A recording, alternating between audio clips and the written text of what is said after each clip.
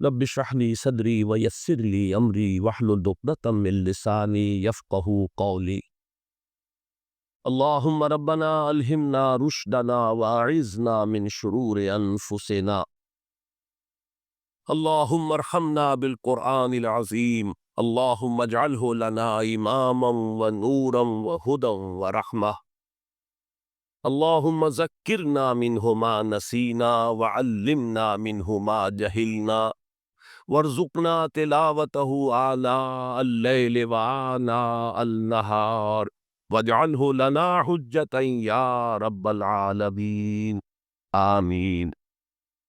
میں یہ عرض کرنا چاہ رہا تھا کہ اہل حدیث تحریک جو ہے وہ بھی ایک زمانے میں بہت زوردار تحریک کی حیثیت سے رد بدعات، مشرکانہ اوہام ان کی نفی کے لیے اٹھی تھی، لیکن بدقسمتی سے بہت جلد یہ تحریک صرف چند شعائر کے اوپر اپنے آپ کو محدود کر کے اور انتہائی تنگ نظر فرقے کی صورت اختیار کی۔ اس وقت بدترین فرقہ پرستی جو ہے وہ اس حلقے، اور یہ جو ہے اس وقت میں اپنے دلی احساسات کی ترجمانی کر رہا ہوں کہ فرقہ پرستی جسے کہتے ہیں وہ جو ہے بدترین کیفیت جو ہے وہ اس جماعت کے اندر آ چکی، کہلاتی جماعت ہے، جماعت نہیں ہے، فرقہ، بہت سخت فرقہ۔ حضرت علی کو خدا کہنے والے پیدا ہوئے کہ نہیں؟ بتائیے نا، کیا وجہ ہے کہ علی کو خدا کہنے والے پیدا ہوئے لیکن محمد کو خدا کہنے والا پیدا نہیں ہوا صلی اللہ علیہ وسلم ورضی اللہ تعالی عنہ؟ بہت اہم بات ہے، غور کیجیے گا۔ حالانکہ حضرت علی کا رتبہ کہاں، حضور کا کہاں؟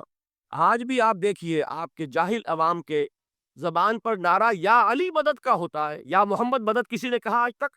یہ یا محمد لکھنے کے کام آتا ہے، صرف وہ مسجد پہ لکھ دو تاکہ پتہ چل جائے یہ فلاں فرقے کی مسجد ہے، دوسرا خود ہی بھاگ جائے بس۔ یہ صرف اس کام کے لیے ہے۔ باقی جہاں اصل میدان میں بات آتی ہے، کوئی نعرہ لگاتا ہے یا محمد مدد، محمد کا رتبہ اونچا یا علی کا، تو ان سے کیوں نہیں مدد مانگی؟ یہ سوالات آپ کے سامنے رکھ رہا ہوں میں۔ پھر یہ کہ جس طریقے سے کہ غوث اعظم کو پکارا جاتا ہے، کیا محمد کو پکارا جاتا ہے؟ کیا نسبت ہے؟ حضرت علی تو پھر بھی صحابی ہے، خلیفہ چہارم ہے، حضور کے چچا داد بھائی ہے، داماد ہے۔ غوث اعظم تو بہرحال وہ نسبت تو نہیں ہے۔ دیکھیے، میں اس کا تعلق جوڑتا ہوں ختم نبوت سے۔ جس طرح اللہ نے خصوصی حفاظت فرمائی ہے قرآن کی، اسی طرح خصوصی حفاظت فرمائی ہے محمد الرسول اللہ۔ یہ اسپیشل پروٹیکشن ہے، ورنہ نہیں ہو سکتی تھی۔ یہ خصوصی تحفظ ہے اللہ۔ یہاں بگاڑ پیدا ہو جائے تو صحیح کون کرے گا؟ اب حضرت مسیح کی اصل حقیقت تو حضور نے آگے بتا دی۔ ذالک عیسی ابن مریم قول الحق الذی فیہ یمترون ما کان للہ ان یتخذ ولدا سبحانہ۔ یہ حضور نے آ کر حضرت مسیح کی حقیقت بیان کر دی کہ نہیں؟ سورہ مریم کی یہ آیات سنی تھی نجاشی رحمت اللہ علیہ نے جب حضرت جعفر ابن ابی طالب کی زبان سے، تو کیا کہا تھا تنکا اٹھا کر؟ خدا کی قسم، جو ان آیات میں مسیح کا مقام بیان ہوا ہے، مسیح اس سے تنکا بھر بھی زیادہ نہیں۔ لیکن اگر محمد الرسول اللہ کو خدا کا بیٹا بنا دیا گیا ہوتا یا خدا بنا دیا گیا ہوتا تو کون آتا اس کی اصلاح کے؟ جیسے قرآن مجید کا تحفظ ہے، ایسے ہی محمد الرسول اللہ کا تحفظ ہے۔ وہ تحفظ ہوا کیسے ہے؟ جتنا قرآن مجید نے ایمفیسائز کیا حضور کی بشریت کو، قل انما انا بشر مثلکم، اے نبی ان کو بتاتے رہیے، بار بار بتائیے کہ مجھے کچھ اور نہ بنا لینا، میں بھی بشر ہوں، انسان۔ ہاں، مجھ پر وحی ہوتی ہے، تم پر نہیں ہوتی، یہ فرق ہے۔ میں رسول ہوں، تم نہیں ہو۔ یہ بات میں ذرا اور مسئلہ میں واضح کروں گا، ابھی صرف یہ نوٹ کیجئے کہ یہ تحفظ جو ہے، جیسے قرآن کو تحفظ دیا لیکن اس کے لیے ذرائع بھی ہے نا۔ یہ حفظ قرآن کا سلسلہ جو ہے یہ اس کا ذریعہ بنا۔ یہ رمضان میں تراویح جو ہے اس کا ذریعہ بنی۔ ہمارے ملکوں کے اندر تو حفاظ کو مسجدیں نہیں ملتی، تلاش کرتے پھرتے ہیں، اور ایک جیسا کہ اینول جشن ہوتا ہے قرآن مجید کا، ہر حافظ اپنا حفظ تازہ کر رہا ہے، حفاظ لگے ہوئے ایک دوسرے کے ساتھ تازہ کرنے میں۔ یہ ذریعہ ہے اللہ تعالیٰ نے کہ جس کے ذریعے سے قرآن کو محفوظ کیا۔ تو حضور کو جو حفاظت دی اس کا ایک طریقہ کیا ہوا؟ قرآن مجید میں حضور کی بشریت کا نمایاں کرنا، اور دوسرا یہ کہ خود حضور نے ایسی باریک بینی سے روکا۔ یہ بھی آپ کو پسند نہیں تھا کہ میں آؤں تو تم کھڑے ہو جاؤ، سنا کہ نہیں سنا آپ نے؟ صحابہ کو آپ روکتے تھے؟ ایک صحابی کی زبان سے نکل گیا ما شاء اللہ و ما شئت، جو اللہ چاہے اور جو آپ چاہیں، فوراً ٹوک دیا اجعلتنی للہ ندا، کیا تم نے مجھے خدا کا مد مقابل بنا دیا؟ مشیت صرف اس کی ہے۔ یہ روک ٹوک، یہ وہ چیزیں ہیں کہ جس کی بنا پر اللہ نے تحفظ عطا فرمایا۔ یہ جو آپ نے فرمایا میری قبر کو اسی جلسے اور جشن کا مرکز نہ بنا لینا، فرمایا کہ نہیں فرمایا؟ اللہ تعالیٰ لعنت فرمائے بنی اسرائیل پر کہ انہوں نے اپنے نبیوں کی قبروں کو تو میلہ گاہ بنا لیا۔ یہ ساری وہ ہے، یہ تحفظات ہے، یہ بچاؤ ہے، یہ امت کو متنبہ کیا جا رہا ہے کہ محبت اور عقیدت کا غلو جیسے پہلے ہوا، یا اہل الکتاب لا تغلو فی دینکم، اے کتاب والو اپنے دین میں غلو سے کام نہ لو۔ یہ غلو محبت، غلو عقیدت ہے جس کی بنا پر وہ خدا کے بیٹے بنا دیے گئے، اور اگر وہ ہوتا یہاں اللہ کا نہ معلوم اللہ کے برابر کس طریقے سے حضور کو بنا دیا جاتا، لیکن قرآن نے خود حضور نے اس کی پیش بندی کی، جس کا ظہور ہم دیکھ رہے ہیں کہ اللہ کے فضل و کرم سے یہ امت تا حال بحیثیت مجموعی محفوظ ہے۔ البتہ دیکھیے شاعروں کی باتیں اور ہوتی ہیں، اور عوام کی اور واعظوں کی اور نعت گوؤں کی باتیں جو ہے وہ اور ہیں۔ میں جس چیز کی نفی کر رہا ہوں وہ علماء کی بات ہے۔ شاعروں کا تو قرآن مجید کے اندر خود ہی بھاڑا پھوڑ دیا اللہ نے، وَالشُّعَرَاءُ يَتَّبِعُهُمُ الْغَاوُونَ أَلَمْ تَرَ أَنَّهُمْ فِي كُلِّ وَادٍ يَهِيمُونَ إِنَّهُمْ يَقُولُونَ مَا لَا يَفْعَلُونَ۔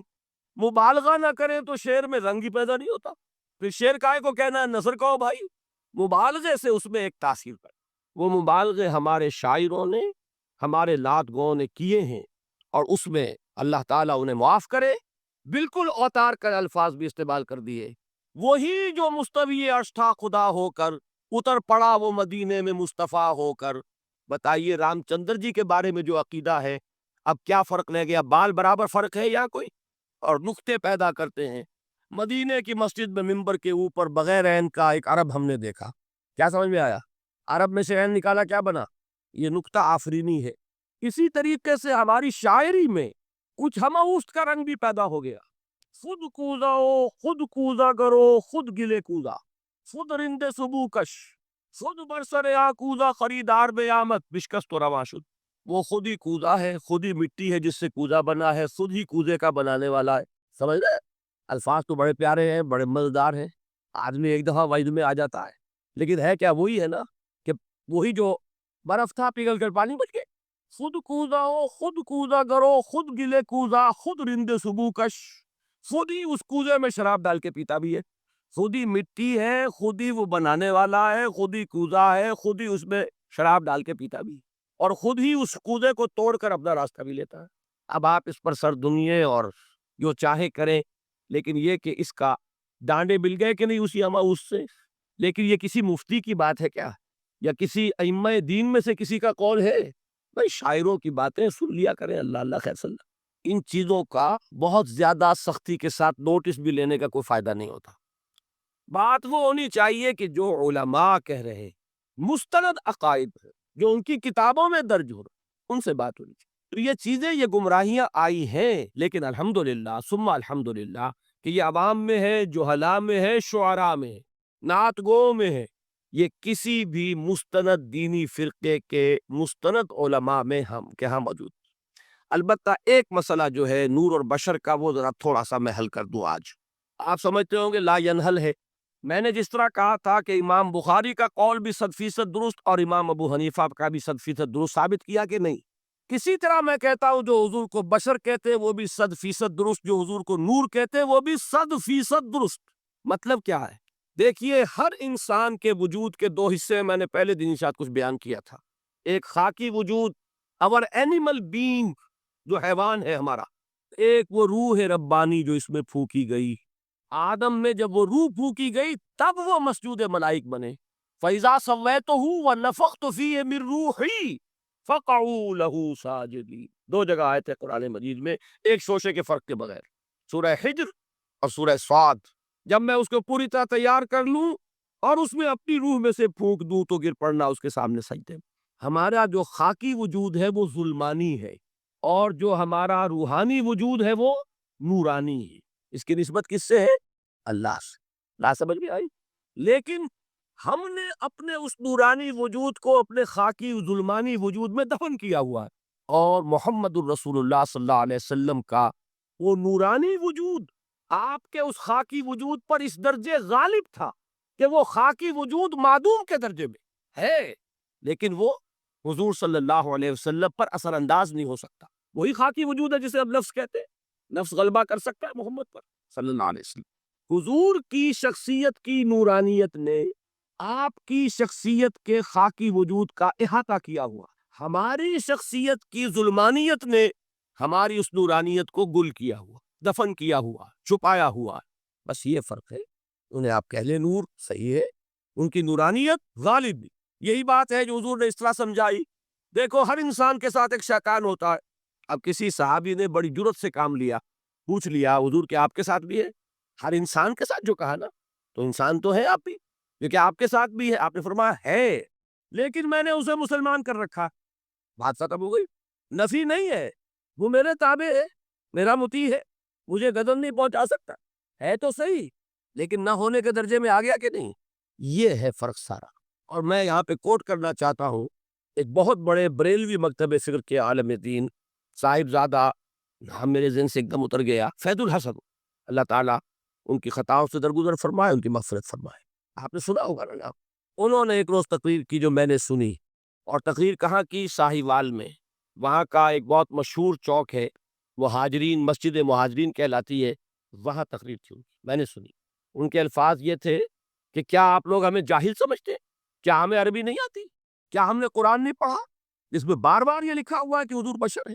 حضور بشر ہے، لیکن اصل میں ہم حضور کی بشریت کو نمایاں کرنے کو سوء ادب سمجھتے ہیں۔ بات سمجھیے آپ نے، اس قدر پیاری بات ہے۔ انہوں نے کہا کہ آپ کے باپ کا نام کیا ہے؟ عبد الرحمن۔ آپ عبد الرحمن کہہ کے پکارتے ہیں انہیں؟ ابا جان۔ ابھی آپ نے وہ آیات سنی، حضرت ابراہیم نے اپنے مشرک باپ کو یا ابت ہے، یا ابت ہے، بڑا پیارا ترجمہ کیا، ابا جان، ابا جان، کیا نام لیں گے؟ آپ کے باپ کا نام ہے، نام نہیں لیتے آپ، کیوں؟ ادب کی وجہ سے۔ اسی وجہ سے ہم در حقیقت حضور کی بشریت کو نمایاں کرنے کو سوء ادب سمجھتے ہیں، ورنہ کوئی ہم جاہل ہیں، ہمیں عربی نہیں آتی، ہم نے قرآن نہیں پڑھا، اب جانتے ہیں کہ وہ بشر۔ بات سمجھ میں آئی؟ کتنی آسانی سے مسئلہ حل ہوتا، بشرطے کہ نیت حل کرنے کی ہو۔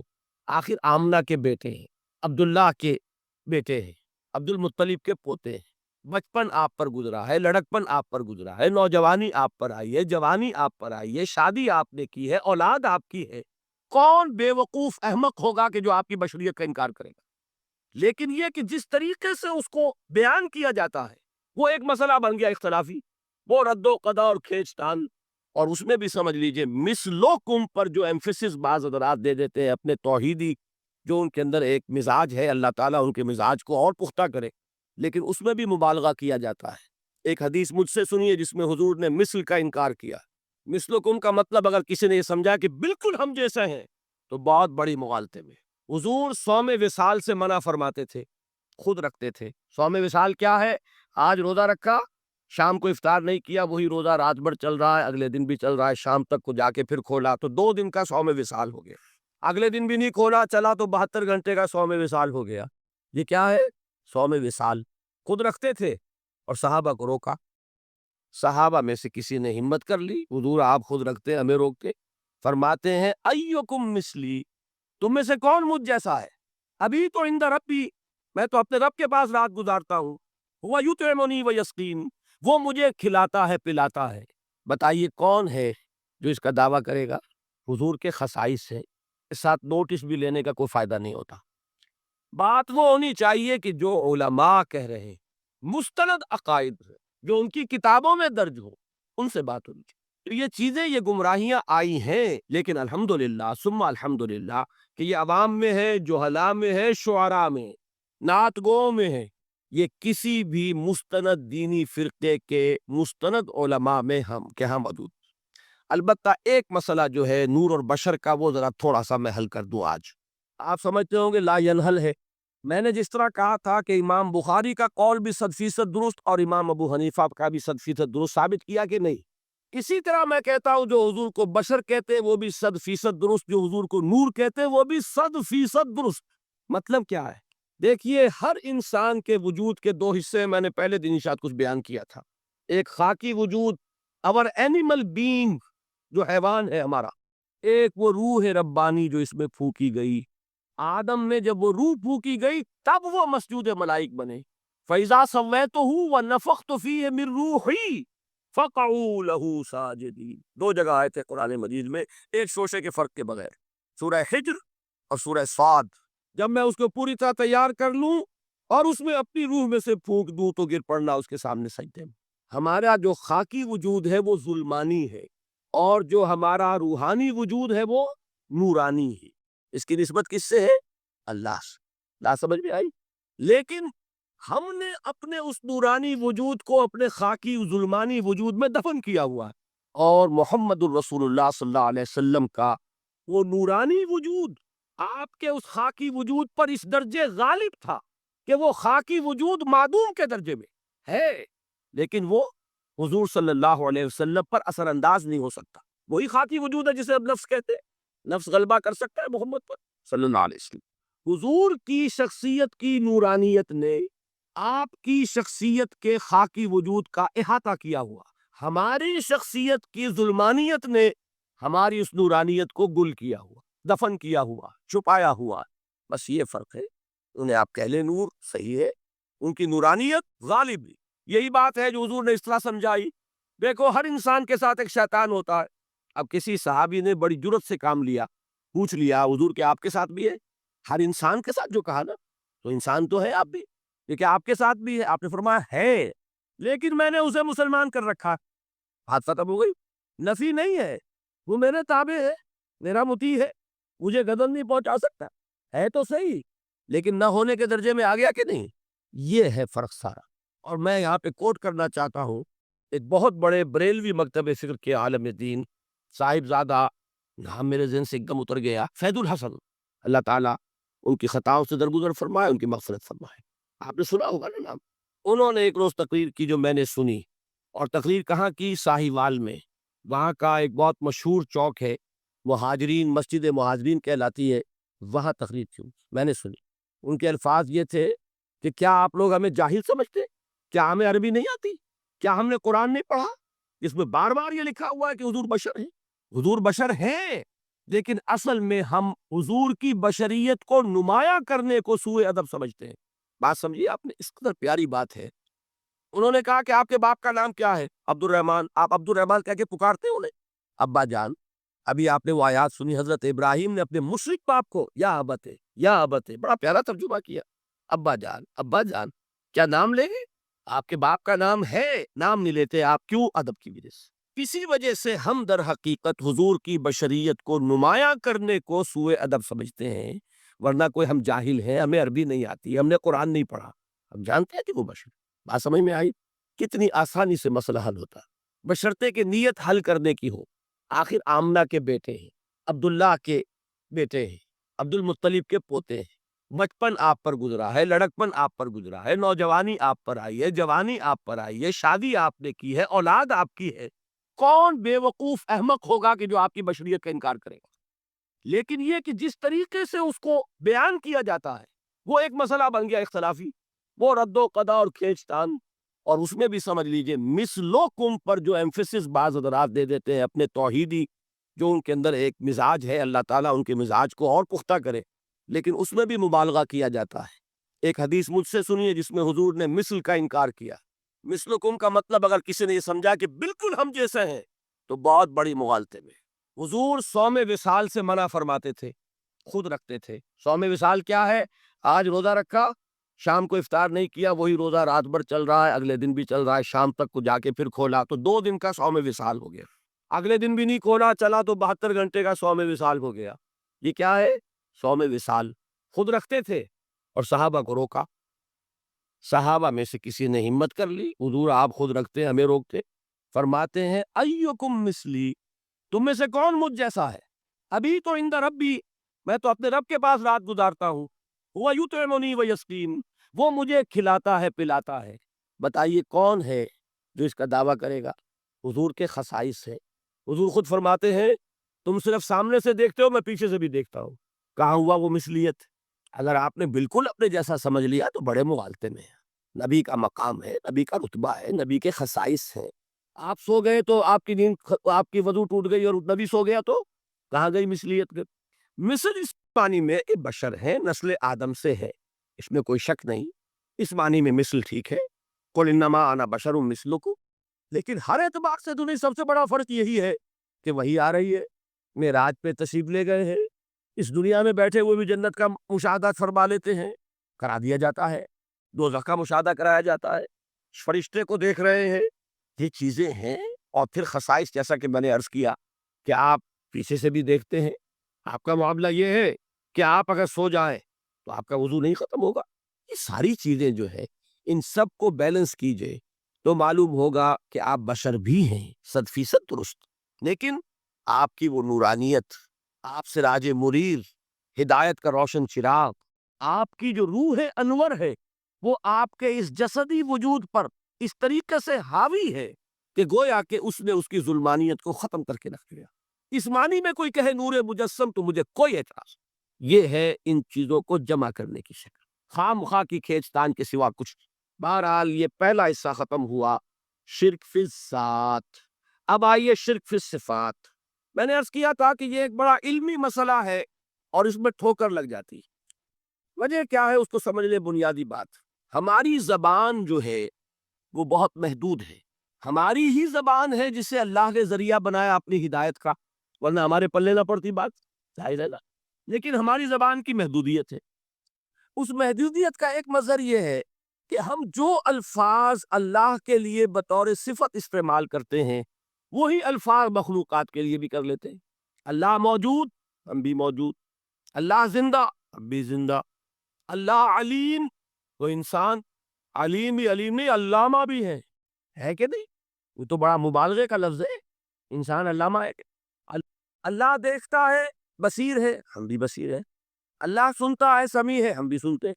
اللہ کو قدرت حاصل ہے، کچھ ہمیں بھی حاصل ہے۔ ایک مکہ مارا تھا حضرت موسیٰ نے، جان نکال دی تھی کہ نہیں؟ ہے نا کچھ نہ کچھ۔ اللہ چاہتا ہے، ہم بھی چاہتے ہیں۔ اسی دیکھیے چاہت میں وہ ہو گیا تھا جس پر روک دیا حضور نے، ما شاء اللہ و ما شئت اجعلتنی للہ ندا، کیا تم نے مجھے اللہ کا مد مقابل بنا دیا؟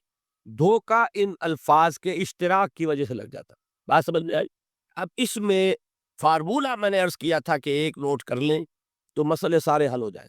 جب ہم کوئی لفظ بطور صفت اللہ کے لیے بولتے ہیں اور اسی لفظ کو مخلوق میں سے کسی کے لیے بولتے ہیں، مخلوق میں سب آ گئے، جمادات، حیوانات، انسان، اولیاء اللہ، فرشتے، انبیاء، رسول، سب مخلوق تو ہے نا۔ تو کل مخلوقات کو جب ہم ایک لفظ بطور صفت استعمال کریں گے اللہ کے لیے اور اسی لفظ کو استعمال کریں گے بندوں کے لیے تو ان میں 3 فرق ہیں جو ذہن میں رہنے چاہیے، گن کر یاد کیجئے۔ اللہ کی ذات قدیم ہے، ہمیشہ سے ہے، اسی طرح اس کی صفت بھی قدیم ہے، ہمیشہ سے ہے۔ مخلوقات حادث ہیں، ان کی صفات بھی حادث ہے۔ حادث قدیم کے مقابلے میں کہ پہلے نہیں تھی پھر ہو گئی، ایک فرق۔ اللہ کی ذات از خود ہے، کسی اور نے تو اس کو وجود نہیں بخشا تھا۔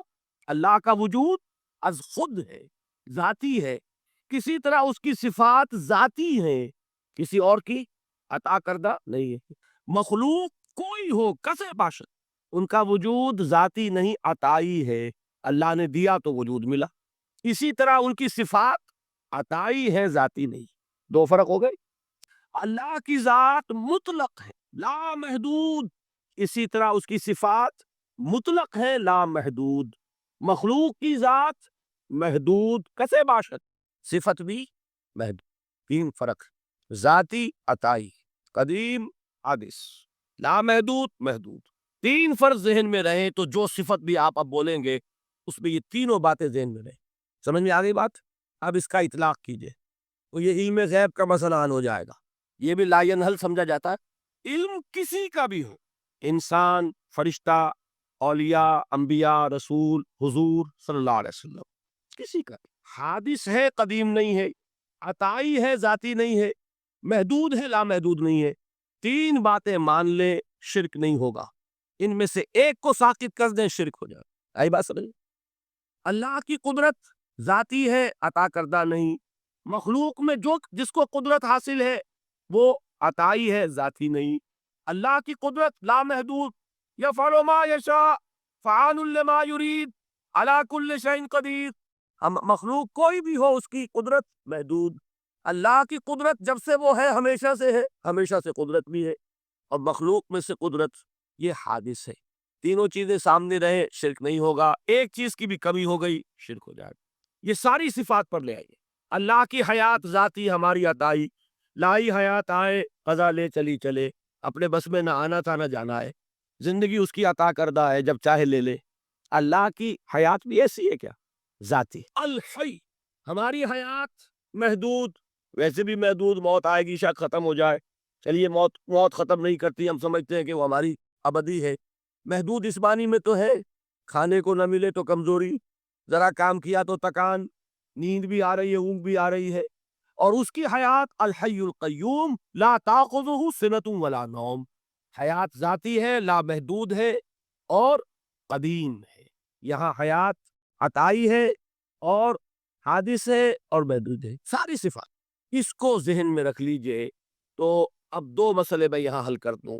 جو لوگ کہتے ہیں حضور کو علم غیب نہیں تھا، اور جو کہتے ہیں تھا، بدقسمتی سے دونوں نے ڈیفینیشن علیحدہ کر لی۔ جو ڈیفینیشن نفی کرنے والوں نے کی ہے اس کی وجہ سے، اس کے اعتبار سے واقعتاً نہیں تھا۔ انہوں نے ڈیفینیشن یہ کی ہے، تعریف یہ کی ہے، وہ علم جو خود حاصل ہو جائے، اللہ کا عطا کردہ علم جو ہے وہ کہتے وہ غیب نہیں ہے۔ تو وہ بھی مانتے ہیں کہ ہر علم جو حضور کو حاصل ہے وہ اللہ کا عطا کردہ۔ میں سائی والی میں یہ سارے مرحلے میں نے طے کیے نا اپنے زمانہ طالب علمی میں۔ مولانا منظور احمد شاہ صاحب ہیں سائی وال میں ایک، میں ان کے پاس حاضر ہوا، میں نے کہا جی یہ مسئلہ کیا ہے علم غیب کا، مجھے ذرا سمجھائے۔ انہوں نے ایک کتاب اپنی نکالی کہ دیکھیے صاحب، ہم حضور کے ان کے بارے میں یہ باتیں مانتے ہیں، حضور کا علم حادث ہے، قدیم نہیں ہے، حضور کا علم محدود ہے، لامحدود نہیں ہے، حضور کا علم عطا کردہ ہے، ذاتی نہیں ہے۔ میں نے کہا یہ تین باتیں اگر آپ مان لیں تو میرا تو جھگڑا کوئی نہیں آپ سے۔ ہوتا کیا ہے جب آئیں گے وعظ میں، خطابت میں، تو عالم ما کان و ما یکون، اب الفاظ وہ استعمال کر جائیں گے۔ ایک واعظ ہے، عام مقرر ہے، واہ واہ ہوتی ہی نہیں، نعرے لگتے ہی نہیں، محفل میں گرمی آتی ہی نہیں جب تک کہ ایسے مبالغے نہ کریں۔ لیکن وہ چیز لکھی ہوئی ان کے ہاں ہے کہ حضور کا علم حادث ہے، قدیم نہیں ہے، حضور کا علم محدود ہے، لامحدود نہیں ہے، حضور کا علم عطائی ہے، ذاتی نہیں ہے۔ ان تینوں چیزوں کے بعد کوئی بڑے سے بڑا وہابی اور بڑے سے بڑا اہل حدیث بھی انکار نہیں کرتا۔ باقی یہ بات جان لیجئے کہ غیب اور حضور یا شہادہ یہ در حقیقت عام انسانوں کے اعتبار سے الفاظ استعمال ہوئے۔ جب قرآن میں کہا جاتا عالم الغیب والشہادہ، اللہ غیب اور جو ظاہر ہے یا موجود ہے سب کا جاننے والا ہے، تو مجھے بتائیے اللہ کے لیے کوئی غیب ہے؟ اللہ کے لیے کوئی شے غیب ہے؟ تو کیوں کہا جا رہا عالم الغیب والشہادہ؟ وہ ہمارے اعتبار سے کہا جا رہا ہے، جو تمہارے لیے غیب ہے اللہ اس کو بھی جانتا ہے، اور جو تمہارے سامنے اللہ اسے بھی جانتا ہے۔ اللہ کے لیے تو کل شہادہ ہے، کسی شے کا لا یعزب عنہ مثقال ذرۃ فی السماوات والارض، آسمانوں اور زمین کا ایک ذرہ بھی اس سے غائب نہیں ہوتا۔ غیب کا وجود کیا اللہ کے؟ تو یہ الفاظ مستعمل ہے ریلیٹو ہمارے اعتبار سے، اور ہمارے اعتبار سے جو شے غیب ہے اس میں سے ایک حصہ اللہ دیتا ہے نبی کو، تبھی تو نبی بنا۔ فرشتے کو دیکھا، فرشتہ ہمارے لیے غیب ہے۔ جنت دکھائی کہ نہیں دکھائی، ہمارے لیے غیب ہے کہ نہیں ہے۔ دوزخ کا مشاہدہ کرایا کہ نہیں کرایا، ہمارے لیے وہ غیب ہے کہ نہیں ہے۔ جو چیزیں ہمارے لیے غیب ہیں انہی کے پردے اللہ کچھ اٹھاتا ہے، کل غیب نہیں۔ کل غیب کا علم ہو جائے گا تو وہ شرک ہو جائے گا۔ کل کا لفظ جہاں آیا شرک ہوا۔ جب آپ کہہ رہے ہیں محدود ہے، لامحدود نہیں ہے، تو کل کا لفظ استعمال نہیں کر سکتا۔ لیکن غیب میں سے کچھ علم دیا گیا تبھی تو نبی بنا، ورنہ میرے اور نبی میں فرق کیا ہوا پھر؟ البتہ یہ کہ وہ غیب کا علم ہو یا حاضر کا علم ہو، سائنٹیفک نالج ہو یا وحی کا علم ہو، کوئی بھی علم ہو، آیت الکرسی کے الفاظ نوٹ کیجئے، یعلم ما فی السماوات وما فی الارض، وہ جانتا ہے، ولا یحیطون بشیء من علمہ الا بما شاء، مخلوق میں سے کوئی بھی اس کے علم میں سے احاطہ نہیں کر سکتا مگر جتنا وہ چاہے۔ اب یہ بات علیحدہ ہے کہ ہم کون ہے طے کرنے والے کہ ناپے بیٹھ کر کے اللہ نے ابراہیم کو کتنا علم دیا، ہم ناپ سکتے ہیں؟ عیسیٰ کو کتنا دیا ہم جان سکتے ہیں؟ تو ابراہیم کا، موسیٰ کا، عیسیٰ کا نہیں ناپ سکتے تو محمد رسول اللہ کا کہاں ناپیں گے؟ یہ پاگل پن ہے، یہ ہے جو غلطی ہوتی ہے۔ ہم کون ہے طے کرنے والے؟ اللہ نے اپنے نبی کو دیا جو دیا، بات کر، کل نہیں کہیں گے، کل کا شرک ہو جائے گا، ذاتی کا شرک ہو جائے گا۔ عطائی ہے، جو دیا اللہ نے دیا، اور کل نہیں دیا، جتنا چاہا دیا، ہے حادث، قدیم نہیں۔ تینوں چیزوں مان لیجئے تو شرک کا کوئی شائبہ نہیں۔ باقی جہاں ایک طرف قرآن میں وہ آیات ہیں کہ اللہ کے غیب کو کوئی نہیں جانتا، ٹھیک، وہاں یہ بھی ہے کہ لا یظہر غیبہ، لا یظہر علی غیبہ الا من ارتضی بالرسول، وہ اپنے غیب پر قابو نہیں دیتا مگر اپنے رسول میں سے جس کو چاہے. یہ دونوں آیتیں قرآن کی ہے کہ نہیں؟ اسی لیے در حقیقت جو غیب کی نفی کرتے ہیں حضور سے، وہ کہتے ہیں کہ از خود معلوم ہونے والی شے غیب ہے. ہم کہتے ہیں از خود تو کوئی بھی شے کسی کو معلوم نہیں، ہمیں حاضر کا علم بھی اللہ ہی دیتا ہے تو ہوتا ہے. غیب کا تو بہت دور کی بات ہے. یہ مسئلے بڑے سیدھے ہیں، خام خواہ ہم نے پیچیدہ بنایا ہوا ہے. خدا کے لیے ان مسئلوں کو سلجھائیے اور جوڑیے، کاٹنے کی بجائے جوڑنے کی فکر کیجیے. کہ بھائی یہ اپنی اپنی جگہ پر علیحدہ علیحدہ تم نے تعریفیں کر رکھی ہیں اس لیے جھگڑ رہے ہیں، ورنہ دونوں باتیں صحیح ہیں. ایک مسئلہ ذرا اور زیادہ علمی ہے، میں ذرا پریشان ہو رہا ہوں کہ وقت زیادہ ہو رہا ہے. وہ مسئلہ ہے وحدت الوجود کا. ہمارے بہت سے صوفیہ وحدت الوجود کے قائل ہیں، اور ہمارے کچھ لوگ جو معترض ہیں وہ وحدت الوجود اور ہمہ اوست کو کنفیوز کر دیتے ہیں، ایک سمجھ لیتے ہیں. ہمہ اوست میں بیان کر چکا ہوں کہ بدترین شرک ہے. وحدت الوجود اور شے ہے، باریک باتیں سمجھ میں نہیں آتی عام لوگوں کے. سادہ ترین الفاظ میں آپ کو سمجھاتا ہوں. ایک نظریہ یہ ہے کہ اللہ ہی نے یہ روپ دھار لیا، یہ ساری چیزیں بالفعل موجود ہے، یہ بھی ہے، یہ بھی ہے، یہ بھی ہے، اور یہ سب اللہ ہی ہے. یہ بدترین شرک ہے، شرک فی الذات. ایک لوگوں کی رائے یہ ہے یہ کچھ ہے ہی نہیں، یہ سراب ہے. سراب میں کیا ہوتا ہے؟ آپ کو پانی نظر آتا ہے نا؟ ہوتا ہے پانی؟ نہیں. ہر چند کہے کہ ہے، نہیں ہے، ہے ہی نہیں. بس اللہ ہی ہے، یہ ہے ہی نہیں. دیکھیے ایک شعر ہے، کل ما فی الکون وہم او خیال اور رکوس فی المرایا او ظلال. اس کائنات میں جو کچھ ہے یا تو وہم ہے یا خیال ہے، یا جیسے شیشے میں عکس ہوتا ہے، آپ ادھر کھڑے آئینے کے نظر آ رہے ہیں، ادھر بھی ہے، ادھر کوئی نہیں. یا جیسے سایہ ہوتا ہے، سایہ درخت کا سایہ زمین پر پڑ رہا ہے، اس کا کوئی وجود ہے. تو ایک رائے یہ، آپ اس سے اختلاف کریں، اسے پاگل پن کہہ دیں، کیا بیوقوفی کی بات کر رہے ہیں، جو چاہے آپ کہہ دیں، شرک نہ کہیے. وہ کہتے ہیں موجود صرف ایک ذات اللہ کی ہے، حقیقتاً موجود. یہ جو کچھ نظر آ رہا ہے یہ موجود ہی نہیں ہے، اس کو شرک نہیں کہیں. اسے اختلاف کریں تو ضروری نہیں ہے کہ آپ مانیں ان کی بات. میں یہ نہیں کہہ رہا کہ آپ ضرور مانیں. شیخ احمد سرہندی رحمۃ اللہ علیہ نے اسے سمجھایا ہے اس کائنات کی حقیقت کیا ہے ایک مثال سے. ان کے نظریے کو وحدت الشہود کہتے ہیں نا، وحدت الشہود، وحدت الوجود. شاہ ولی اللہ دہلوی نے فیصلہ کیا ہے کہ دونوں میں باریک سا فرق ہے، کوئی فرق نہیں ہے، تعبیر کا فرق. وہ مثال دیتے ہیں کہ دیکھیے ایک مشعل لیجئے. مشعل کیا ہوتی ہے؟ ایک لکڑی ہے، اس کے ایک سرے کے اوپر آپ نے کپڑا وغیرہ باندھ کے تیل ڈال کے آگ لگا دی. شعلہ جوالا ہے، ایک شعلہ، ٹھیک. وہ فرماتے ہیں کہ اس کو تیزی کے ساتھ ایک دائرے میں حرکت دیجئے، آپ کو آگ کا دائرہ نظر آئے گا، دیکھنے والے کو نظر آئے گا کہ نہیں؟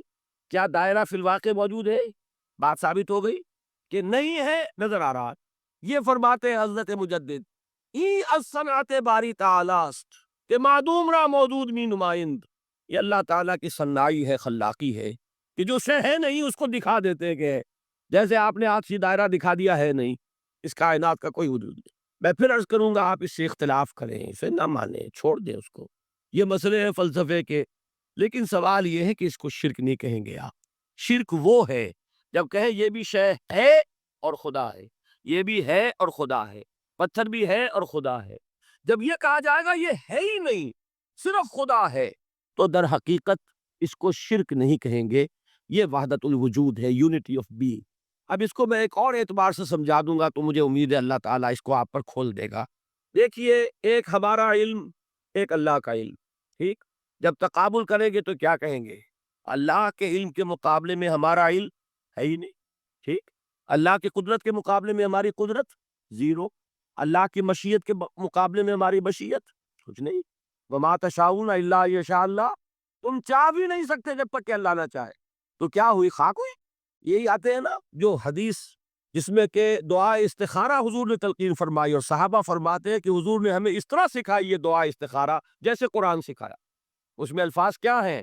فَإِنَّكَ تَعْلَمُ وَلَا أَعْلَمُ وَتَقْدِرُ وَلَا أَقْدِرُ. اے اللہ تجھے قدرت حاصل ہے، مجھے کوئی قدرت حاصل نہیں. اگر ظاہری الفاظ پر جائیں گے تو یہ تو خلاف واقعہ بات ہے. کیا حضور کو کوئی علم حاصل نہیں تھا؟ یا تو حضور فرما رہے فَإِنَّكَ تَعْلَمُ وَلَا أَعْلَمُ. یا چلیے اگر کوئی اور عام انسان کہتا ہے میں نہیں جانتا، تو کیا کوئی علم حاصل نہیں اسے؟ کچھ نہ کچھ علم تو ہے نا.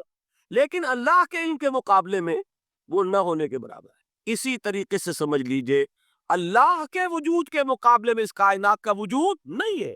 بات ختم ہو گئی، مسئلہ صاف ہو گیا. حقیقی وجود صرف اللہ کا ہے، یہ اعتباری ہے، یہ ٹرانزینٹ، آل از چینج پینٹارہائن، بدل رہی ہے ہر شے، کسی چیز کو ثبات نہیں۔ آپ ایک لمحے پہلے جو آپ تھے وہ آپ، ایک لمحے بعد وہ آپ نہیں ہے، بدل گیا۔ ایک تسلسل ہے آپ کا کہ آپ سمجھتے ہیں کہ آپ وہی ہے کہ جو آج سے 10 سال پہلے تھے، کیا آپ وہی ہے؟ بدل چکے، پھول پورا بدل چکا، نہ معلوم کتنی دفعہ بدل چکا، کھال بدل چکی۔ یہ تو معلوم یہ ہوا کہ یہ جو کچھ ہے ٹرانزینٹ ہے، عارضی ہے، فانی ہے، نہ ہونے کے برابر ہے، وجود برحق صرف اللہ۔ یہ بھی در حقیقت اسی شرک فی الوجود کی بات ہے۔ اگر ہم یہ کہیں کہ اللہ بھی موجود ہم بھی موجود، یہ کیا ہو گیا؟ شرک فی الوجود۔ اسی کو کہا ہے غالب نے، جارو بلا بیار کہ یہ شرک فی الوجود، با گرد فرش و سی نہ بہے وہاں برابر است۔ اگر آپ کے گدے کے اوپر گردہ پڑ گیا ہو تو جھاڑتے ہیں نا، فرش کے اوپر گردہ ہے تو جھاڑو سے صاف کر۔ غالب کہتا ہے کہ اگر تمہارے دل میں یہ گردہ آ گیا ہے کہ تم بھی موجود ہو، اللہ بھی موجود ہے، تو لا کی جھاڑو سے صاف کر دو اس گردے کو، کہ یہ شرک فی الوجود ہو جائے گا۔ ہم نہیں ہیں بھائی، ہمارا کیا بلی، ہماری کوئی کیا حقیقت ہے، اللہ ہی ہے، بس یہ ہے اصل میں۔ پھر میں عرض کروں گا، کوئی قبول کرے نہ کرے، اسے گمراہی کہے، اس کو جھوٹ کہے، اسے پاگل پن کہے، میں نہیں جھگڑوں گا، لیکن شرک نہیں کہہ سکتے آپ اس کو۔ شرک وہ ہماوست ہے، اس میں اور اس میں زمین و آسمان کا۔ اب آئیے آخری شرک فی العبادت یا شرک فی الحقوق۔ اللہ کے حقوق کے لیے ایک لفظ استعمال کریں گے تو وہ کیا ہے؟ عبادت۔ وما خلقت الجن والانس الا لیعبدون، میں نے جنوں اور انسانوں کو پیدا ہی اس لیے کیا کہ میری عبادت کریں۔ اب عبادت میں شرک اگر ہوگا تو یہ شرک کی تیسری قسم ہو جائے گی۔ عبادت میں شرک سے مراد کیا ہے اس کو سمجھیے، یہ میں پہلے بیان کر چکا ہوں عبادت کسے کہتے ہیں۔ عبادت کے دو جز سمجھ لیجئے، جیسے ایک میرا یہ جسم ہے، ایک اس میں روح ہے۔ روح نظر نہیں آتی، نظر جسم آتا ہے، لیکن اس جسم کا سارا وجود اس روح سے ہے۔ چلیے روح کو چھوڑیں، جان، جان کیا کس بلا کا نام ہے، کسی کو نظر آئی آج تک؟ لیکن یہ جان ہی ہے جو اس جسم کو قائم رکھے ہوئے۔ اسی طرح عبادت کا ایک جسم ہے، ایک جان ہے۔ جسم کیا ہے؟ اطاعت، اللہ کی بندگی، ہما تن بندگی، ہما وجوہ بندگی، ہما وقت بندگی، یہ تو بیان کر چکا نا۔ اور روح کیا ہے؟ محبت، اللہ کی محبت۔ اطاعت جبر سے کی جاتی ہے تو وہ عبادت نہیں کہلاتی۔ انگریز کی اطاعت ہم کرتے تھے نا، لیکن کیا عبادت کرتے تھے؟ بات سمجھ میں آئی؟ اطاعت تو کر رہے تھے، عبادت نہیں۔ عبادت اس اطاعت کو کہتے ہیں جو کسی ہستی کی محبت سے سرشار ہو کر ہما وقت، ہما تن، ہما وجوہ کی جائے۔ تو جسد ظاہری کیا ہے عبادت کا؟ اطاعت۔ اور روح کیا ہے؟ محبت۔ اب ان دونوں کے اعتبار سے شرک کیا ہے، توحید کیا ہے، اس کو سمجھ لیجئے۔ اور یہ ہے وہ چیزیں جو میں نے عرض کیا تھا کہ بالکل الجبرا کے فارمولوں کی طرح کی بات ہے۔ اطاعت میں توحید کیا ہے کہ مطاع مطلق صرف اللہ، ٹھیک، باقی ساری اطاعتیں اللہ کی اطاعت کے تابع۔ نفی نہیں ہے، والدین کی اطاعت کرو، لیکن جہاں والدین حکم دے اللہ کے حکم کے خلاف، بات ختم، اطاعت نہیں ہوگی۔ بیوی شوہر کی اطاعت کرے، آپ اولو الامر کی اطاعت کرے، شاگرد استاد کی اطاعت کرے، مرید پیر کی اطاعت کرے، لیکن کیا پیر کو یہ بھی حق ہے کہ اللہ کے کسی حکم کو منسوخ کر دے، رسول کے کسی حکم پر اپنے حکم کو ور کرے، بارہ تر رکھے؟ سمجھ میں آ گیا؟ اصول کیا ہے کہ اطاعت مطلق unconditional unlimited obedience is due only to Allah. All the other obediences are limited by his injunctions. اس کو حضور نے کیسے بیان کیا؟ لا طاعت لمخلوق فی معصیت الخالق، مخلوق میں سے کسی کی اطاعت نہیں ہوگی جس میں خالق کی معصیت لازم آ رہی۔ جہاں اللہ کا کوئی حکم نہیں ہے آپ میرا حکم مان لیجیے، یہ شرک نہیں ہوگا۔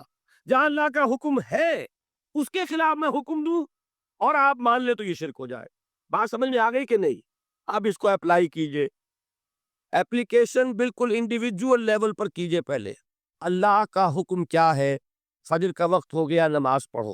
نفس کا حکم کیا ہے؟ سو۔ آپ نے اطاعت کی نفس کی، آپ کا مطاع کون ہوا؟ نفس۔ اور اللہ کی معصیت میں ہوا کہ اس کے حکم کے تابع ہوا، تو آپ کا نفس کیا بن گیا؟ آپ کا خدا، معبود۔ یا غلطی ہے اس میں کوئی؟ اس شرک کو پہچانیے ذرا، کون بچے گا؟ آپ سمجھ رہے؟ اگر تو وہ فارمولہ صحیح ہے تو پھر یہ اپلائی ہو گیا۔ اب آپ کے اندر اتنی ہمت ہونی چاہیے